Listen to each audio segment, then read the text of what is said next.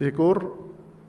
بزرگوار ہیں، وہ ابھی زندہ ہیں، اللہ تعالیٰ انہیں محفوظ رکھے، وہ اہل سنت ہیں، بریلوی قادری اہل سنت ہیں۔ چونکہ اس وقت ناسبیت بریلویوں میں زیادہ پیدا ہو رہی ہے، تو بریلویوں میں ہی دوسری طرف بھی تصویر کا دوسرا رخ بھی ہے، اور وہ ہیں قاری ظہور احمد فیضی صاحب۔ میں بریلوی نہیں ہوں، سنی ہوں۔ میں بریلوی نہیں ہوں، میں سنی ہوں، اوچی ہوں، لاہوری ہوں۔ انہوں نے آخری ایک کتاب ابھی چند روز پہلے میرے خیال میں آئی ہے، ابھی یا مہینہ ہو گیا ہوگا، ابھی ایک کتاب آئی ہے ان کی، بہت عالی شان کتاب ہے۔ تو انہوں نے وہ جو نعرہ لگایا نا، تو اس نعرے کے بعد ہمارے بریلوی عالم علماء کرام نے ہندوستان سے لے کر پاکستان تک، وہ ہمارے دوست ہیں مفتی صاحب، وہ پچھلے دنوں آئے تشریف فرما تھے، کہنے لگے کہ جب انہوں نے یہ نعرہ لگایا اس کے بعد ہندوستان سے لے کے پاکستان تک 10 کتابیں اس حضرت کے خلاف لکھی جا چکی ہیں جسے بے گناہ بولا ہے۔ توجہ ہے حضرات کی؟ تو ان میں سے فیضی صاحب نے جو کتاب لکھی ہے نا، میں بریلوی نہیں ہوں، سنی ہوں۔ میں بریلوی نہیں ہوں، میں سنی ہوں، اوچی ہوں، لاہوری ہوں۔ اور آپ سمجھ لیں یہ اس دور کے بریلویوں کے محدث ہیں، قاری ظہور احمد فیضی صاحب۔ میں بریلوی نہیں ہوں، سنی ہوں۔ میں بریلوی نہیں ہوں، میں سنی ہوں، اوچی ہوں، لاہوری ہوں۔ انہوں نے خصائص علی کی شرح لکھی ہے آلموسٹ کوئی 1200-1300 صفحوں پہ، یہ یوٹیوب پہ ہم دکھا دیتے ہیں، آپ یہ دکھائیں جی، بریلویوں کا ترجمہ ہی ہے حضرت علی کی شان پہ 194 حدیث، اور انہوں نے تو ماشاءاللہ تمام تاریخی روایتیں اور تمام چیزیں بیان کی ہیں۔ میں لکھا اہل سنت کا اجماع، ہم نے حوالہ فتاوی رضیہ کا پیش کیا ہے، یہ ٹھیک ہے غلط ہے؟ چلیں یہ غلط ہے کہ ٹھیک ہے؟ حضرت صدیق اکبر یہ اعلیٰ نے غلط لکھا کہ صحیح لکھا ہے؟ آپ ہیں کہ ہمیں تو پتہ ہے نا بریلوی ہیں کیا ہے؟ پہلے بریلوی نہیں ہوں، سنی ہوں لکھیں، بریلوی نہیں ہے، یہ لے کے جم، یہ لے دینا۔ جی نوٹ کریں۔ اعلیٰ حضرت امام اہل سنت، چونکہ ان کو ماننے والے پاکستان میں ان کو بریلوی کہا جاتا ہے، وہ کہتے ہیں میں بریلوی نہیں ہوں۔ بریلوی نہیں، میں بریلوی نہیں ہوں، میں سنی ہوں، اوچی ہوں، لاہوری ہوں۔ روافظ کی یہ پرانی عادت رہی ہے کہ وہ بعض اپنی کتابیں اہل سنت و جماعت کے علماء کی طرف منسوب کر دیتے تھے، اور یہ لوگوں کو باور کرواتے تھے کہ یہ اہل سنت کے عالم کی کتاب ہے جس میں روافظ کا عقیدہ اور اس کی تائید موجود ہے، یا بعض کتابوں کے اوپر غیر معروف قسم کے لوگوں کے نام لکھ کر اس کی آگے حنفی شافعی کی نسبتیں لگا دی جاتی تھیں، اور یہ کاروائی اس لیے کرتے تھے تاکہ یہ ظاہر کیا جائے کہ یہ کسی سنی عالم کی کتاب ہے جس میں روافظ کے عقیدے کو مانا گیا ہے، تسلیم کیا گیا ہے، جبکہ حقیقت یہ ہے کہ جو اہل سنت کا عالم ہے، اہل سنت ہونے کے ساتھ وہ کبھی بھی روافظ کے عقیدے کی تائید نہیں کرے گا۔ اہل سنت کسی گلی محلے کا نام نہیں ہے کہ جو اس گلی میں اس محلے میں رہتا ہے وہ اہل سنت ہے۔ اہل سنت عقیدے کا نام ہے، اعتقادات کا نام ہے، جو اس عقیدے پہ قائم ہے، اس عقیدے پہ کھڑا ہے، وہ اہل سنت ہے، اور جو اس عقیدے سے ہٹ گیا وہ اہل سنت کہلانے کا حقدار نہیں ہے۔ روح افزا کا صرف ٹائٹل یا لیبل بوتل کے اوپر لگا دینے سے وہ بوتل روح افزا نہیں بن جائے گی جب تک کہ اس کے اندر مواد روح افزا یا جامع شیریں والا نہ ہو۔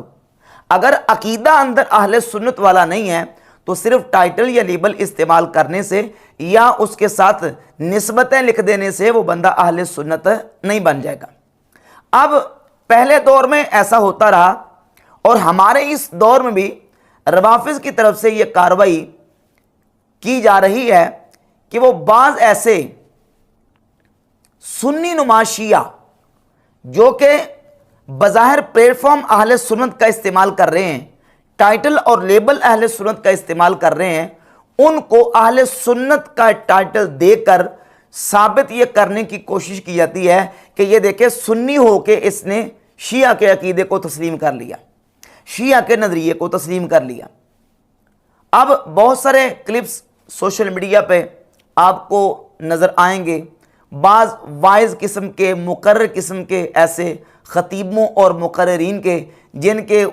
تھم نیلز کے اوپر لکھا ہوتا کہ اہل سنت کے عالم نے دیکھیں جی صحابہ کی حقیقت کو واضح کر دیا، صحابہ کی حقیقت بتا دی، خلفاء کی حقیقت بتا دی، اس طرح کے تھم نیلز لگا کے لوگوں کو دھوکہ دینے کی کوشش کی جاتی ہے۔ حالانکہ جو بندہ صحابہ کرام رضی اللہ تعالی عنہم کے خلاف بول رہا ہے وہ اہل سنت کہلانے کا ہرگز حقدار نہیں۔ اہل سنت کا تو بنیادی عقیدہ ہے روافض کے مقابلے میں کہ ہم نبی پاک صلی اللہ علیہ وآلہ وسلم کے تمام صحابہ کرام رضی اللہ تعالیٰ عنہم کی عزت کرتے ہیں، ان کا احترام کرتے ہیں اور ان کا ادب کرتے ہیں، اور صحابہ کرام رضی اللہ تعالیٰ عنہم ہمارا ایمان ہے۔ یہ ہمارے عقیدے کی کتابوں میں صحابہ کرام کے حوالے سے باتیں لکھی ہوئی ہیں۔ ایک حوالہ میں پیش کر دیتا ہوں، امام ابو جعفر محمد بن سلامہ الطحاوی رحمہ اللہ کی کتاب العقیدۃ الطحاویہ سے، امام طحاوی العقیدۃ الطحاویہ کے صفحہ نمبر 79 پہ اہل سنت و جماعت کا عقیدہ صحابہ کرام رضی اللہ تعالیٰ عنہ کے حوالے سے بیان کرتے ہوئے لکھتے ہیں وَنُحِبُّ أَصْحَابَ رسول اللہ صلی اللہ علیہ وسلم، ہم حضور کے تمام صحابہ سے محبت کرتے ہیں، وَلَا نُفْرِطُ فِي حُبِّ أَحَدٍ مِّنْهُمْ، اور کسی ایک صحابی کی محبت میں بھی ہم افراد سے کام نہیں لیتے، وَلَا نَتَبَرَّؤُ مِنْ أَحَدٍ مِّنْهُمْ، اور ان میں سے کسی ایک سے بھی ہم بیزاری اختیار نہیں کرتے، وَنُبْغِضُ مَنْ يُبْغِضُهُمْ، جو صحابہ سے بغض رکھتا ہے ہم اس سے بغض رکھتے ہیں، وَلَا بِغَيْرِ الْحَقِّ نَذْكُرُهُمْ، اور ہم صحابہ کا ذکر نہ حق نہیں کرتے، وَلَا نَذْكُرُهُمْ إِلَّا بِخَيْرٍ، اور ہم تو ان کا ذکر سوائے بلائی کے کرتے ہیں، ہم صحابہ کا جب بھی ذکر کرتے ہیں بلائی کے ساتھ کرتے ہیں، وَنَرَا حُبَّهُمْ دِينًا وَإِيمَانًا وَإِحْسَانًا، اور صحابہ کی محبت ہمارا دین، ایمان اور احسان ہے، وَبُغْضَهُمْ كُفْرًا وَنِفَاقًا وَطُغْيَانًا، اور صحابہ کا بغض کفر، منافقت اور سرکشی ہے۔ یہ اہل سنت و جماعت کا عقیدہ ہے بحمد تعالیٰ۔ جو اس عقیدے پر کھڑا ہے وہ اہل سنت ہے، اور جو صحابہ کرام کے خلاف اپنی زبان کھول رہا ہے وہ چاہے لاکھ مرتبہ اپنے ساتھ اہل سنت کا لیبل یا ٹائٹل استعمال کرے، وہ سنی کہلانے کا حقدار نہیں۔ اب کئی ایسے لوگ ہیں جو اہل سنت کا پلیٹ فارم استعمال کر رہے ہیں، بلکہ اہل سنت کے نام کے ساتھ وہ بعض ایسے بھی لوگ ہیں جو بریلویت کا یا بریلی کا ٹائٹل استعمال کر رہے ہیں، جبکہ ان کے عقیدے اہل سنت کے ساتھ ہرگز نہیں ملتے۔ انہی میں سے آپ اگر سوشل میڈیا کے حوالے سے دیکھیں تو مرزا جیلمی کے حوالے سے روافض نے اپنے کئی سوشل میڈیا کے چینلز کے اوپر کلپس اپلوڈ کیے ہیں مختلف تھمبنیلز کے ساتھ، مثلا عالم اہل سنت نے خلفاء کی حقیقت بتا دی، عالم اہل سنت نے صحابہ کی حقیقت واضح کر دی، یعنی صحابہ کرام کے خلاف اہل سنت کا عالم ہو کے یہ بندہ بول رہا ہے۔ اور مرزا جیلمی کے کئی کلپس انہوں نے چلائے ہیں سوشل میڈیا کے اوپر، اور لوگوں کو تاثر یہ دینے کی کوشش کرتے ہیں کہ یہ اہل سنت کا عالم ہے، جبکہ پہلی بات یہ کہ مرزا اہل سنت کا عالم تو کیا عالم ہے ہی نہیں سرے سے،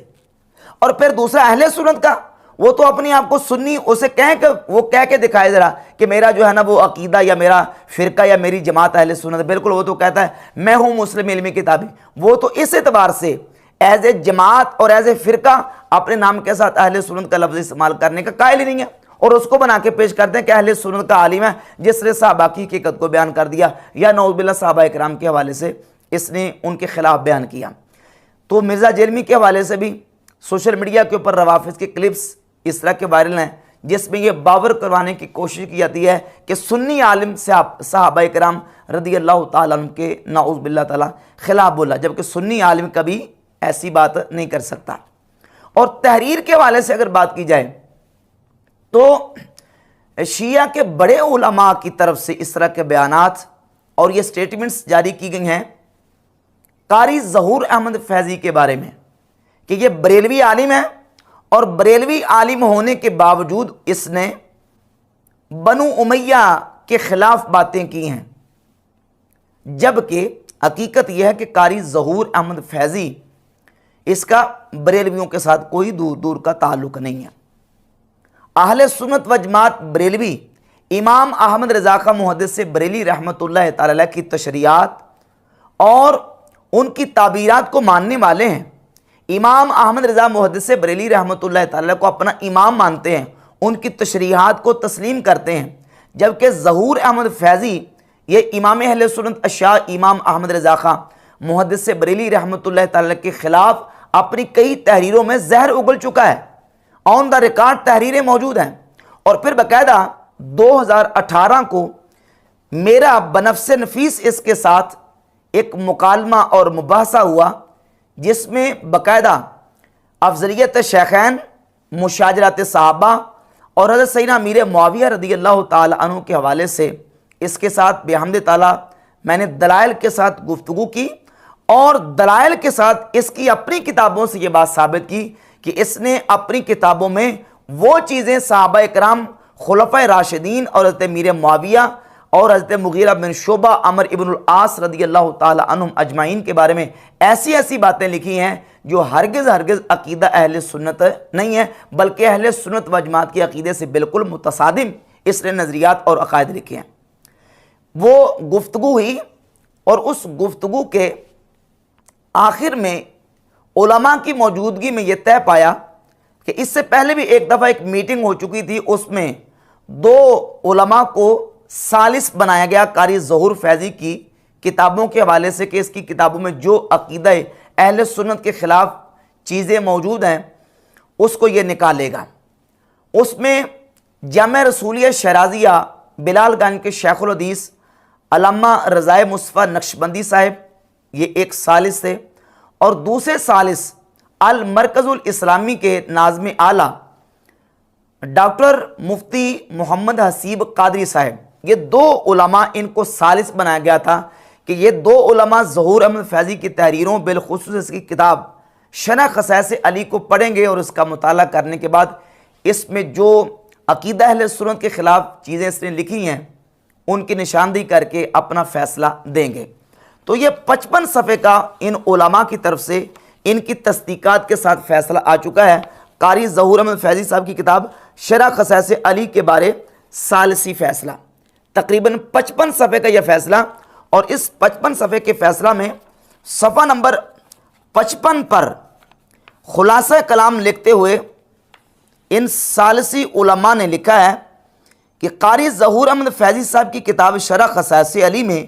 شرح کے ضمن میں پیش کیے گئے نظریات، تصریحات، افضلیت صحابہ کرام، مشاجرات صحابہ کرام، مسئلہ خلافت، حضرت سیدنا امیر معاویہ رضی اللہ تعالی عنہ کے بارے میں حضرت شیخ عبد القادر جیلانی رحمۃ اللہ علیہ، حضرت امام ربانی مجدد الافسانی رحمۃ اللہ علیہ، شیخ عبد الحق دہلوی رحمۃ اللہ علیہ، اور امام اہل سنت امام احمد رضا خان فاضل بریلی علیہ رحمہ کے نظریات، تصریحات سے متصادم ہیں کہ ظہور احمد فیضی کی کتابوں کے اندر جو کچھ چیزیں موجود ہیں وہ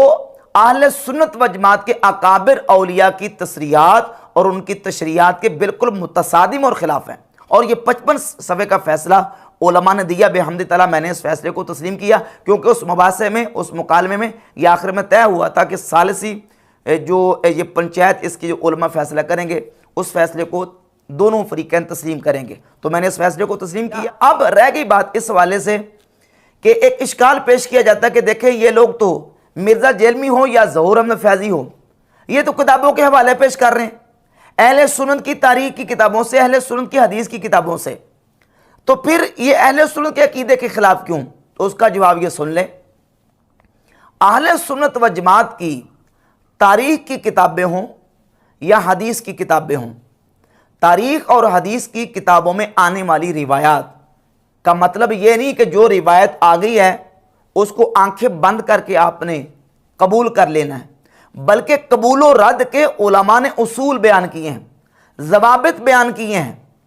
کہ کن اصولوں سے روایت کو قبول کرنا ہے اور کن اصولوں سے روایت کو ریجیکٹ کرنا ہے۔ جب ہم عقیدہ اہل سنت کی بات کرتے ہیں، پہلی بات تو یہ سمجھے کہ عقیدہ وہ مجموعی دلائل کی بنیاد پہ بنتا ہے، مجموعی دلائل اور مجموعی اصولوں کی بنیاد پہ عقیدہ بنتا ہے۔ اب اس مجموعی دلائل کے مقابلے میں اگر کوئی روایت آتی ہے تو اس کی توجیہ کریں گے، ورنہ اس کو ریجیکٹ کر دیں گے۔ یہ نہیں ہے کہ اس ایک روایت کی بنیاد پہ آپ جو مکمل ایک عقیدہ، ضوابط اور اصول اور مجموعی دلائل کی بنیاد پہ قائم ہے اکابرین امت کا، اس کو آپ جو نا وہ اس کے اندر نقب لگانے کی کوشش کریں۔ تو جہاں تک حدیث کے قبول و رد کا تعلق ہے، اس سلسلے میں ایک بات آپ ذہن نشین کر لیں، کس راوی کی روایت کو قبول کرنا ہے اور کس راوی کی روایت کو قبول نہیں کرنا، یہ ایک پوری لمبی تفصیل ہے۔ راویوں کی جو کیٹیگریوں میں سے ایک کیٹیگری ہے بدعاتی راوی۔ بدعاتی راوی کسی بد عقیدہ گروہ سے تعلق رکھنے والا، قدریہ، جبریہ، رافضی، خارجی، ناسبی، مرجیہ، مشبعہ، معطلہ، مجسمہ، دیگر گمراہ فرقوں کے ساتھ تعلق رکھنے والا راوی، اس راوی کے بارے میں اہل سنت و جماعت کے علماء کے دو طبقات ہیں۔ ایک طبقہ وہ ہے جو بدعتی راوی کی روایت کو قبول ہی نہیں کرتا، جس طرح امام مسلم رحمۃ اللہ علیہ نے صحیح مسلم کے مقدمہ میں روایت نمبر 27 ذکر فرمائی ہے امام محمد بن سیرین رحمۃ اللہ تعالی علیہ سے۔ وہ فرماتے ہیں پہلے دور میں صحابہ یعنی تابعین اور صحابہ کے دور میں سند کے بارے میں سوال نہیں کیا جاتا تھا کہ اس روایت کو روایت کرنے والے جو اشخاص ہیں اس کی پوری سند بیان کرو اور کون کون ہیں جو بیان کرنے والے ہیں۔ لما وقعت الفتنہ، جب فتنہ واقع ہوا، قالوا سموا لنا رجالکم،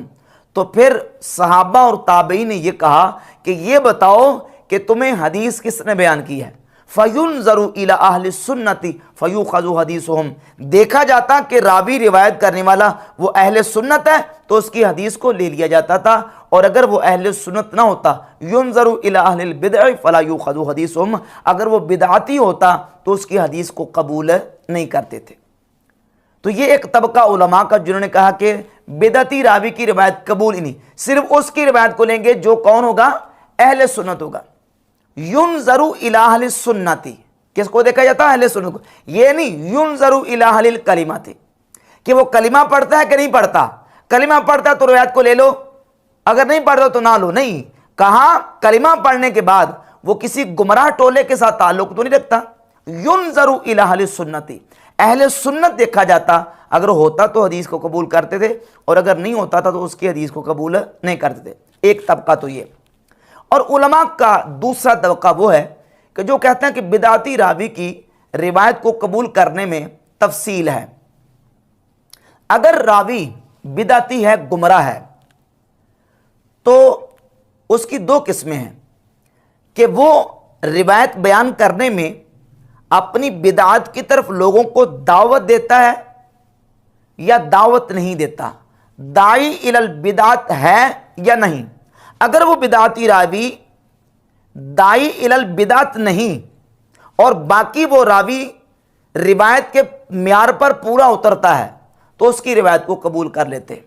اور اگر وہ داعی الی البدعت ہو یعنی وہ روایت کرنے میں اپنے عقیدے کو پروموٹ کرتا ہو، اپنے عقیدے کی طرف دعوت دیتا ہو، تو اس کی روایت محدثین کے ہاں قبول نہیں۔ اب صحابہ اور اہل بیت کے حوالے سے دو طرح کے فرقے موجود ہیں جو دو انتہاؤں پہ کھڑے ہیں، ایک رافضی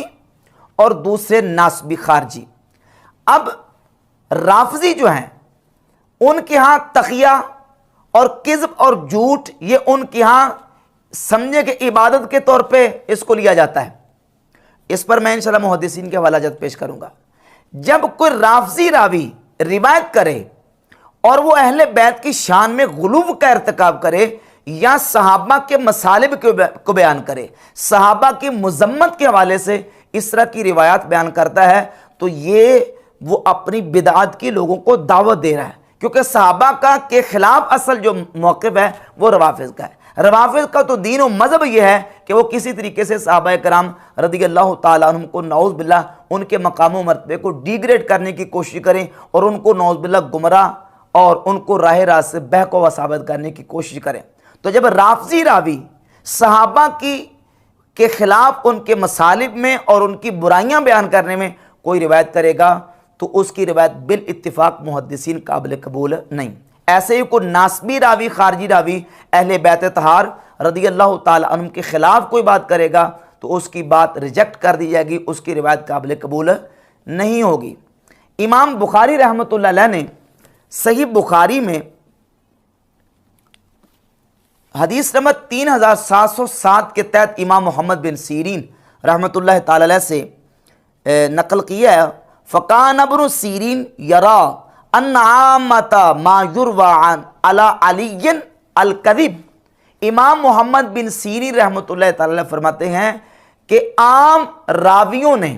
یعنی رافضیوں نے، ابن حجر اسقلانی رحمۃ اللہ فرماتے ہیں اس سے مراد رافضی ہیں، رافضی راویوں نے مولا علی رضی اللہ تعالیٰ عنہ سے بہت کچھ اس طرح روایت کیا کہ جو انہوں نے روایت کرنے میں جھوٹ بولا ہے۔ یعنی رافضی راویوں نے بہت کچھ جو ہے وہ جھوٹی باتیں مولا علی رضی اللہ تعالیٰ کی طرف منسوب کی ہیں۔ یہ صحیح بخاری کی 3707 نمبر روایت ہے۔ روافض کے حوالے سے علماء اہل سنت کے کیا تاثرات ہیں؟ امام بخاری رحمۃ اللہ اپنی کتاب خلق و افعال عباد صفحہ نمبر 11 رقم نمبر 40 پر لکھتے ہیں کہ ما ابالی صلیت خلف الجہمی الرافضی ام صلیت خلف الیہود والنصارى، مجھے کوئی پرواہ نہیں کہ میں جہمی رافضی کے پیچھے نماز پڑھوں یا میں کسی یہودی عیسائی کے پیچھے نماز پڑھوں۔ تفسیر ابن کثیر میں سورۃ الفتح کی آیت نمبر 29 کے تحت حافظ ابن کثیر نے امام مالک رحمۃ اللہ کے حوالے سے نقل کیا ہے کہ لیغیظ بہم الکفار، قرآن مجید کی یہ کلمات سورۃ الفتح کی آیت نمبر 29 سے، ان کلمات سے امام مالک رحمۃ اللہ علیہ نے روافض کی تکفیر کا مسئلہ نکالا ہے۔ اور روافض کے جھوٹا ہونے کے حوالے سے ائمہ اہل سنت کے کیا تاثرات اور ان کا نظریہ ہے راوی جو رافضی ہے اس کی روایت لینے کے حوالے سے، یہ کتاب ہے المدخل الی علم السنن۔ امام بہقی رحمۃ اللہ علیہ اپنی اس کتاب کی جلد نمبر 1 صفحہ 241 پر امام شافعی رحمۃ اللہ کے حوالے سے لکھتے ہیں، اور اس کے علاوہ امام بہقی کی دوسری کتاب السنن الکبریٰ جلد نمبر 10 صفحہ نمبر 208 پر، اور حافظ ہبۃ اللہ لالکائی کی کتاب شرح اصول اعتقاد اہل سنہ جلد نمبر 2 صفحہ نمبر 385 پر امام شافعی رحمۃ اللہ کے حوالے سے صحیح سند سے یہ بات موجود ہے۔ امام شافعی رحمۃ اللہ فرماتے ہیں کہ ما فی اہل الاہواء قوم اشہد بالزور من الرافضہ، میں نے کوئی قوم اہل ہوا اور بدعتی لوگوں میں سے ایسی نہیں دیکھی جو اللہ پر اس قدر جھوٹ باندھتی ہو جتنا جھوٹ رافضی باندھتے ہیں۔ یعنی اتنے جھوٹے ہیں رافضی۔ امام شافعی رحمۃ اللہ فرماتے ہیں کہ میں نے کسی بدعتی اور گمراہ کو اتنا جھوٹا نہیں دیکھا جتنا میں نے روافض کو جھوٹا دیکھا ہے۔ اور یہ المدخل الی علم السنن کی جلد نمبر 1 صفحہ 241 پر امام بہقی اپنی سند کے ساتھ امام اعظم ابو حنیفہ رحمۃ اللہ تعالیٰ کے حوالے سے نقل کرتے ہیں کہ امام عبداللہ بن مبارک نے امام ابو حنیفہ رحمۃ اللہ سے پوچھا بدعتی راوی کی روایت کے بارے میں، تو امام اعظم ابو حنیفہ فرماتے ہیں ممن کان عدلا فی ہواہ، جو بدعتی راوی عادل ہو اس کی روایت کو لے لو، الا الشیعہ، مگر شیعہ کی روایت کو نہیں لینا، فإن اصل اخذہم تضلیل اصحاب محمد صلی اللہ علیہ وسلم، کیونکہ ان کا اصل عقیدہ ہی اصحاب محمد صلی اللہ علیہ وسلم کو گمراہ قرار دینا ہے، نعوذ باللہ تعالی۔ امام ابو حنیفہ فرماتے ہیں ہر بدعتی راوی کی روایت کو لے سکتے ہو لیکن روافض کی روایت کو نہیں لینا، کیونکہ ان کا اصل عقیدہ ہی کیا ہے کہ وہ نبی پاک علیہ الصلوۃ والسلام کے صحابہ کرام رضی اللہ تعالی عنہم کو گمراہ قرار دینے کی کوشش کرتے ہیں۔ اب یہ لوگ جو مرزا جیلمی ہو یا ظہور فیضی ہو، یہ رافضی راویوں کی روایتیں کٹھی کر کے اور اس طرح کی روایتیں جو ہمارے علماء اہل سنت نے یا تو ان کی کوئی تعویل کی ہے صحیح، یا یہ کہ ان کو ریجیکٹ کر دیا، وہ روایت کٹھی کر کے اہل سنت و جماعت کے عقیدے سے ہٹ کر روافض کے عقیدے کو پروموٹ کرنے کے لیے یہ چیزیں جمع کرتے ہیں اور لوگوں کو دھوکہ دینے کی کوشش کرتے ہیں۔ اور ان لوگوں کو شیعہ روافض جو ہیں وہ مرزا جیلمی کو عالم اہل سنت بنا کے پیش کر رہے ہیں، اور ظہور احمد فیضی کو شیعہ علماء بریلوی بنا کے پیش کر رہے ہیں، جبکہ اس نے بالکل دو ٹوک انداز میں اپنی زبان سے اقرار کیا کہ وہ بریلوی نہیں ہے۔ جواد نقوی صاحب نے باقاعدہ بیان دیا اور اس میں ظہور احمد فیضی کو بریلوی عالم ثابت کیا، جبکہ ظہور فیضی اپنے آپ کو بریلوی ماننے کے لیے تیار نہیں۔ شہنشاہ نقوی شیعہ عالم نے بیان دیا، اس میں بھی ظہور فیضی کو بریلوی عالم ثابت کیا، اور اسی طرح مرزا جیلمی نے ظہور احمد فیضی کا تعارف کروایا تو ظہور احمد فیضی کو بریلوی عالم جو ہے نا وہ ثابت کرنے کی کوشش کی ہے، جبکہ ظہور فیضی اپنے آپ کو بریلوی ماننے کے لیے تیار نہیں اور نہ وہ بریلوی ہے۔ تو یہ تو ایسی ہی بات ہوگی کہ مدعی سست اور گواہ چست، مدعی ماننے کے لیے تیار نہیں اپنے آپ کو بریلوی،